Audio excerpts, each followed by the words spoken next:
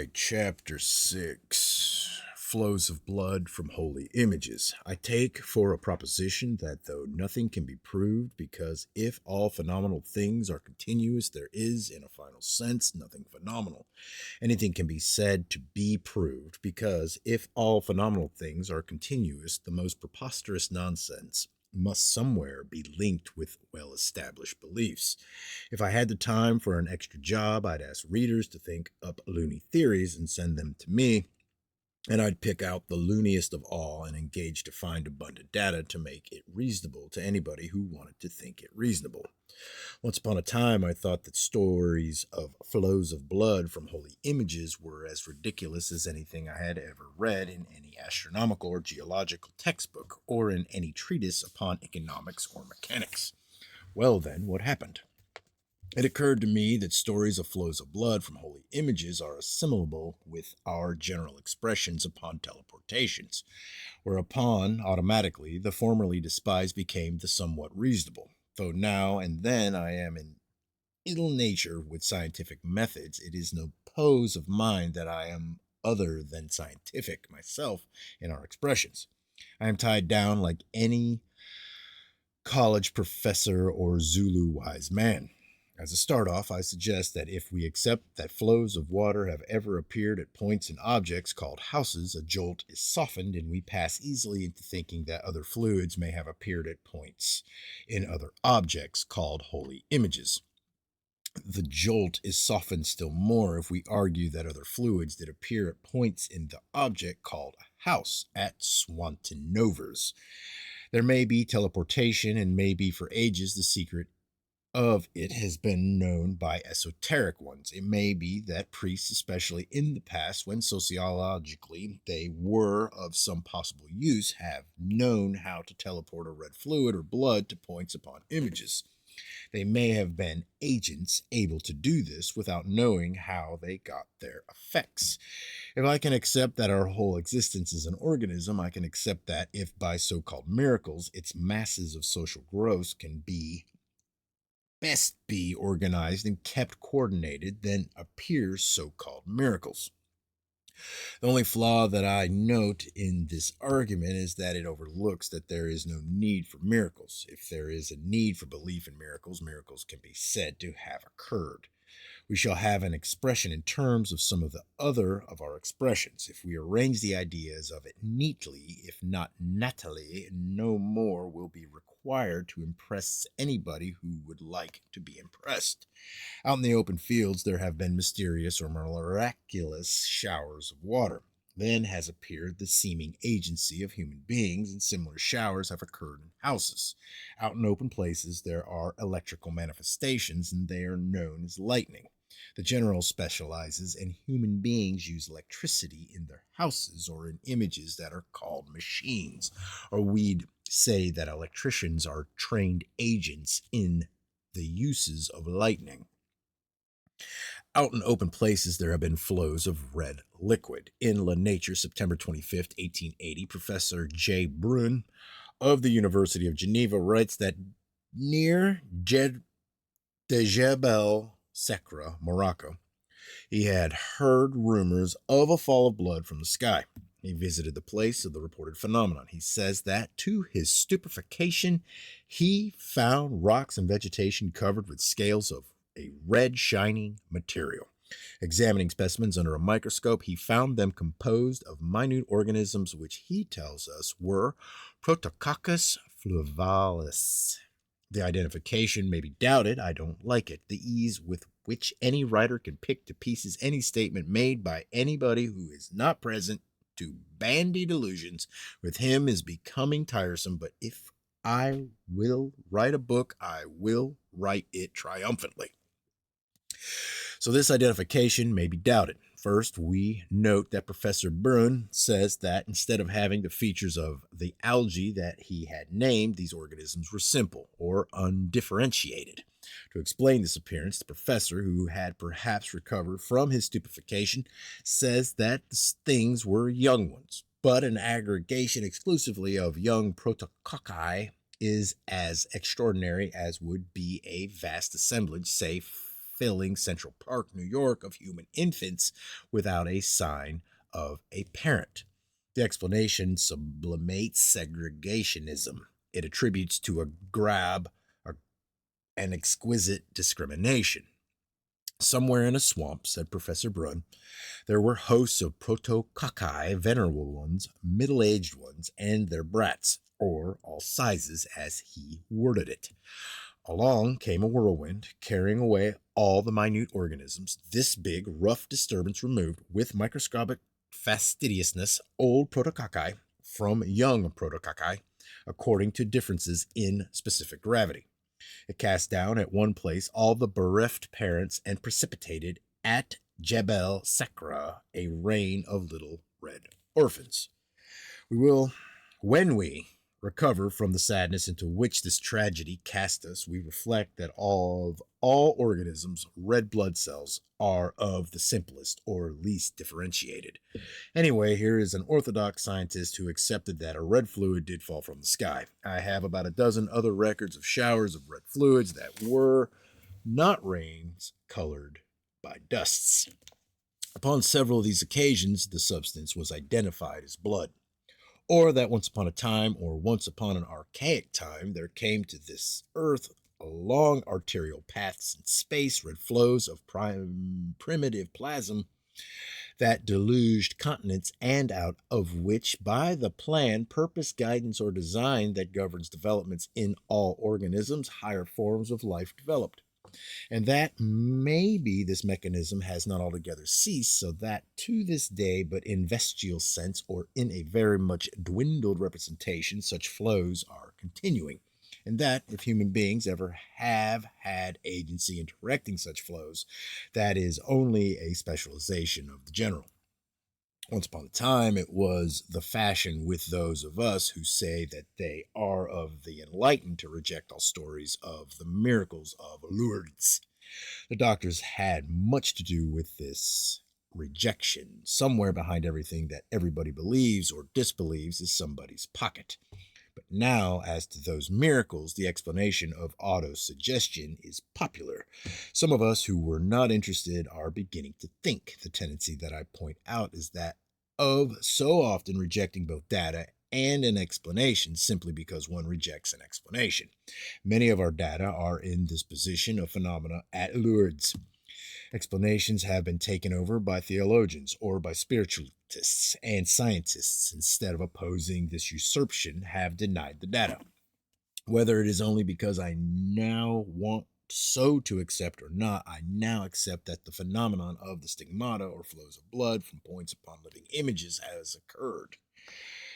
Most likely, those who deny the phenomenon of the stigmata are those who have not read or have not recently read the story of Louis Latour, for instance. One would have to be of a very old-fashioned resistfulness not to accept the story half an hour after reading it.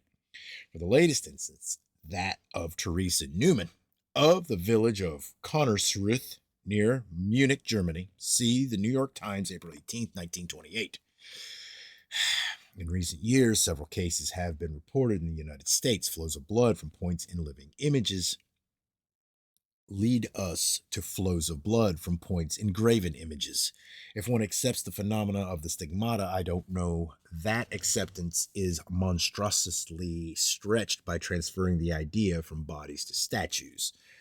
On Saturday, August 21st, 1920, all statues and holy pictures in the home of Thomas Dwan of Templemore, Tipperary, Ireland, began to bleed. See newspapers of August 24th. A boy, James Walsh, a devout youngster, age 16, was the center of the reported phenomena at Templemore. Perhaps the bleeding statues and pictures were trickeries of his.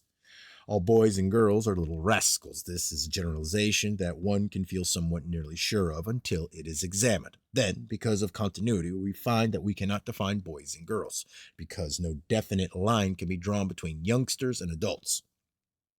Also, rascality and virtue merge. Well, without arguing, I say that if all the boys and girls who appear in our records were rascals. They were most expert little rascals. Towns in ruins, terrible bloodshed, bombs and burnings, shocking series of murders, hellish vandalism, brutality, and terrorism, hanging, ambushes, raids. Whatever the association may be, I note conditions in Ireland at this time. Here is one newspaper heading telling of occurrences of one day: reign of terror in Ireland, terrible massacre, appalling loss of life, Holocaust, bloodshed, and horror. 5 days before the phenomena at Templemore were first reported, this town was raided. The town hall was burned down and other buildings were destroyed. Templemore was terrorized. All shops were closed. Few persons dared to be seen in the streets. On the road to Templemore, there was not a cart. The town was partly in ruins. It was God-forsaken and shilling and pence deserted. I take from the Tipperary Star: in Dwan's house and in the house of his sister-in-law, Mrs. Maher, where lived and worked the young man, James Walsh, statues started to bleed simultaneously. This news sneaked up and down the roads. Its carriers were stealths amidst desolation and ruin. Then they scurried from farm to farm, and people were coming out from their homes. They went to Templemore to see. Then they went in droves. The roads began to hum, sounds of tramping and creaking of wheels, men and horses and primitive old carts and slickest of new cars from cities. It was medievalism honked with horns, or one of the crusades with chariots slinging out beer bottles. Anachronism is just one more of the preposterous errors of life, nature, or an organism, or whomever or whatever may be the artist that does these things. The roads began to roar. Strings of people became ropes of marching thousands. Hope and curiosity, piety and hilarity, and the incentive to make it a holiday. Out for the fun of it, out to write letters to the newspapers exposing the fakery of it, out to confirm religious teachings. But maybe all this cannot be explained in terms only of known human feelings. It was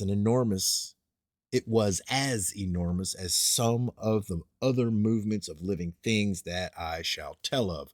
Then the news that was exciting Ireland was going out to the world. The terror that chanting processions were threading may have had relation with these rhythms of marchers. They were singing their song of the long, long way, and then arriving shiploads took up the song. Messrs.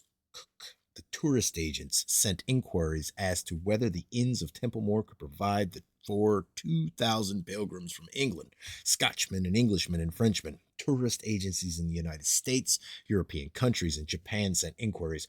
Waves that billowed from the excitement beat upon Table Mountain, South Africa, and in the surf that fell upon Cape Town, people bobbed into the committee that was sent to investigate. Drops of blood from a statue in Ireland, and a trickle of turbans down a gangway at Bombay.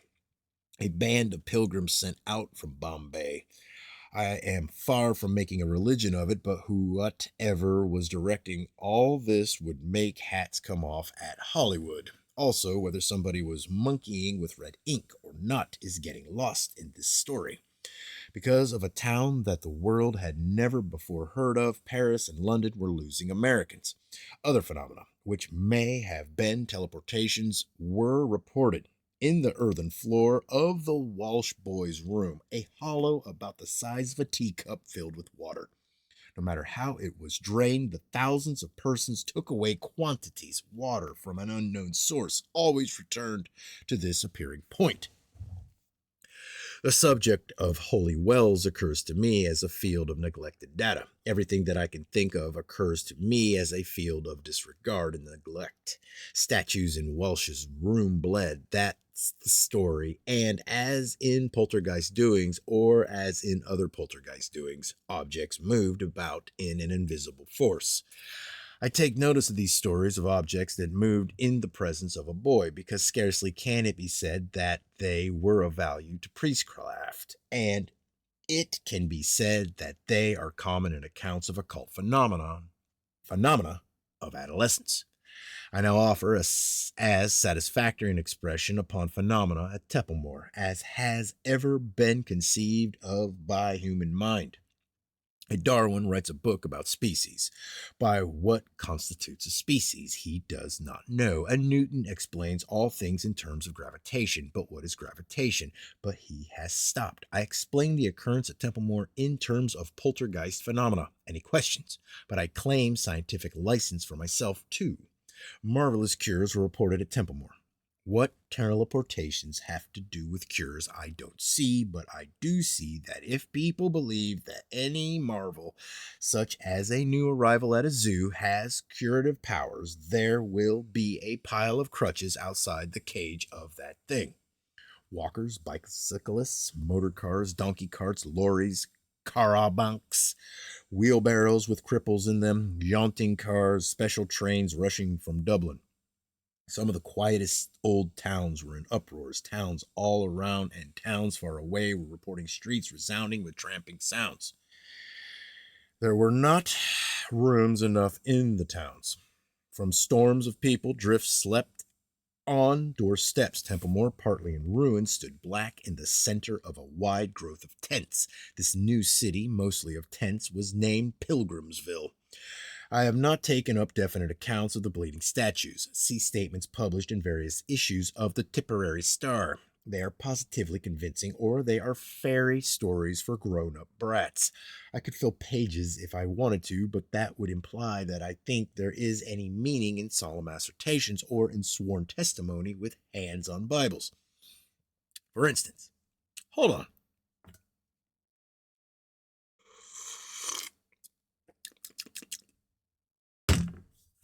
For instance, I have notes upon an account by Daniel Egan, a harness maker at Templemore, of blood that he had seen oozing from a statue, but the statement may be attributed to a sense of civic responsibility. He would be a bad citizen who would testify otherwise, considering the profit that was flowing into Templemore. The town's druggist, a man of what is said to be education, stated that he had seen the phenomena. He was piling up a fortune from people who had caught bad colds sleeping in the fields. I suppose that some of them had come devoutly from far away, but had begun to sneeze and had backslid from piety to pills. However, something that I cannot find a hint of is that either Dwan or the Mahers charged admission. At first, people were admitted in batches of 50, somebody holding a watch saying every 5 minutes, "Time, please." Soon, Dwan and the Mahars placed the statues in windows for all to see. There were crowds all day, and torchlight processions moved past these windows all night. The blood that was shed in Ireland continued to pour from human beings, but the bleeding statues stopped, or statements that statues were bleeding stopped. However, wherever the water was coming from, it continued to flow from the appearing point in the Walsh's boys' room. In the Tipperary Star, September 25th, the estimate is that in about 1 month, 1 million persons had visited Pilgrimsville. To some degree, the excitement kept up the rest of the year. They were threading terror with their peaceful processions. They marched through a terrible toll of bloodshed, wild scenes at Nenagh, the Banshaw horror. Past burned and blackened fields in which corpses were laying, streamed these hundreds of thousands, chanting their song of the long, long way, damning the farmers who were charging them 2 shillings apiece for hard-boiled eggs, praying, raiding chicken houses, telling their beads, stealing bicycles. Mr. John McDonnell gave a pilgrim a lift and was robbed of 250. But one of these detachments enters town. In another street, a man runs from a house. My God, I am shot. That was 250 pounds, by the way. My God, I am shot. Not far away, the steady sound of tramping pilgrims.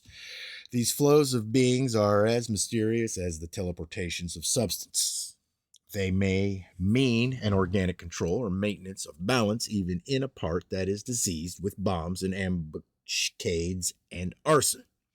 But it is impossible, except to the hopelessly pious, to consider with anything like veneration any such maintenance of a balance, because if a God of order be conceived of, also is he or it a God of murder. But, regarded aesthetically, Sometimes there are effects that are magnificent. Bloody Sunday in the country Cork. But upon this day, somewhere upon every road in Ireland is maintained a rhythm. Somewhere a lorry of soldiers is moving down a road, out of bushes come bullets, and the sides of the car are draped with a droop of dead men. Not far away, men and women and children are marching along the roads of distracted Ireland, steady pulsations of people and people and people.